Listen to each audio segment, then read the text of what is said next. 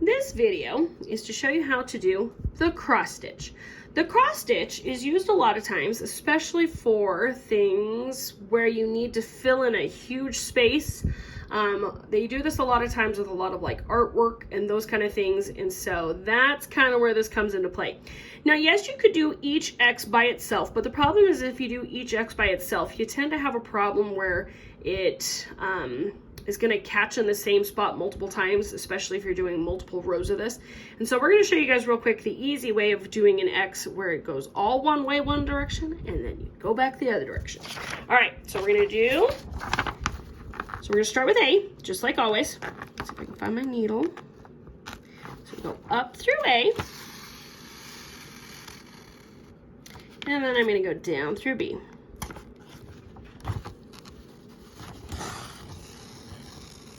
Then I'm going to go up through C.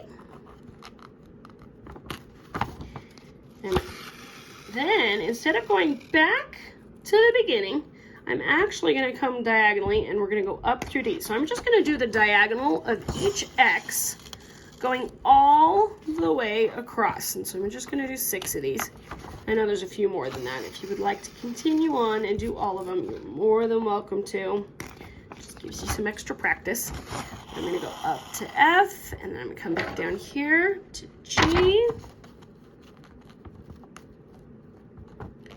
So I can find it. There it is. G. I'm going to go up through H. And usually when you're doing cross stitching, there is a certain type of fabric that you would use with this that already has holes made for cross stitching, but for this, for our example, we're just going to draw some X's to make it a little bit easier for you. And then we're going to go down through J, and this is number 5. I got one more to do. So 1, 2, 3, 4, 5, and then here comes number 6.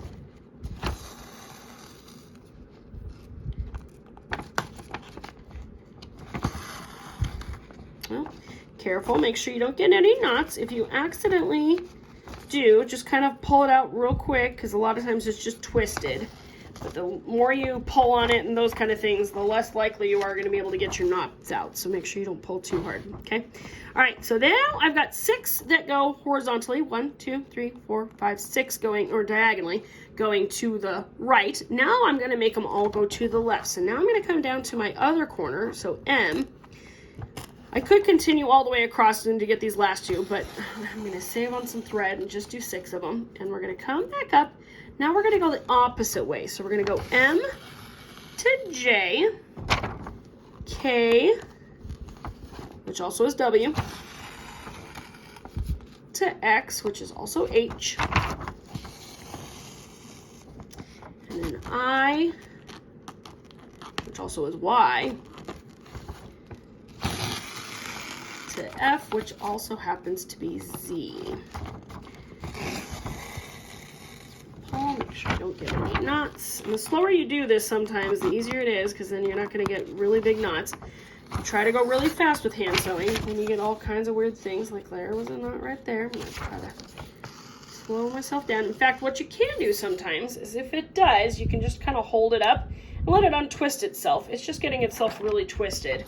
And so you can do that sometimes. If you are getting lots of knots, try to untwist your thread.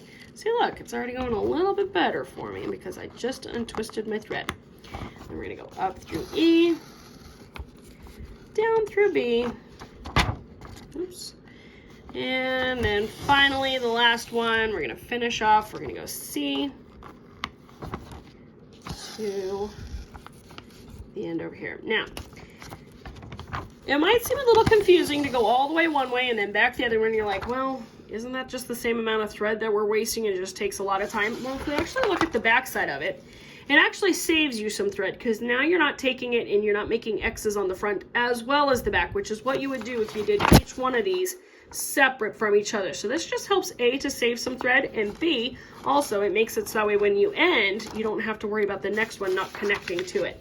All right, and then to tie your knot for this one, same thing like before, you'll go under your last stitch and then make your knot right here according to this one last stitch that we just made. All right, that's it.